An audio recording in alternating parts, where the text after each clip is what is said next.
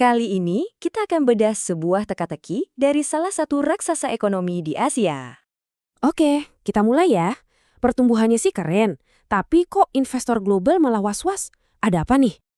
Awal tahun 2026, alarm bahaya datang bertubi-tubi dari lembaga keuangan top dunia.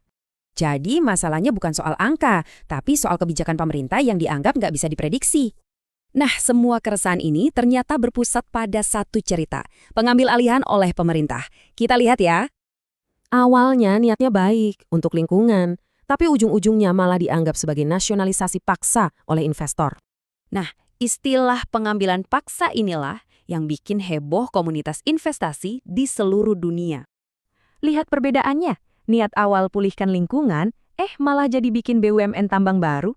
Ini yang bikin bingung. Di satu sisi ada cerita ini, di sisi lain ekonomi katanya lagi bagus-bagusnya. Angkanya memang luar biasa, pertumbuhan PDB-nya bahkan mengalahkan negara sekelas Tiongkok loh. Lantas, kok bisa? Jawabannya ada di konsep tax buoyancy yang nunjukin ada masalah tersembunyi. Gampangnya, tax buoyancy ini ngukur apakah pertumbuhan ekonomi beneran nambahin pendapatan pajak negara. Di Indonesia, angkanya justru negatif. Ekonominya tumbuh, tapi setoran pajaknya malah turun. Aneh kan? Jadi, baik soal pengambil alihan maupun pajak, semua ini akarnya satu, defisit kepercayaan pada pemerintah. Gejalanya banyak, mulai dari komunikasi antar kementerian yang simpang siur sampai penunjukan pejabat politis. Ini dia jurang antara harapan investor dengan kenyataan di lapangan. Jauh banget kan? Oke, terus gimana dong cara balikin kepercayaan investor? Ada beberapa solusi yang diusulkan para ahli. Intinya, para ahli bilang stop pengambilan paksa dan hargai hukum. Utamakan keahlian, bukan politik.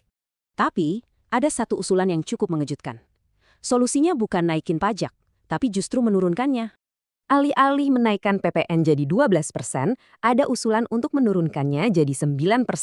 Kenapa begitu? Logikanya, PPN turun, orang jadi lebih banyak belanja. Ekonomi berputar, ujungnya setoran pajak total justru naik. Pada akhirnya, Indonesia kini ada di persimpangan jalan. Harus memilih mau jadi negara dengan ekonomi seperti apa. Pilihannya cuma dua, ekonomi yang dikontrol negara atau pasar yang transparan dan ramah investor global.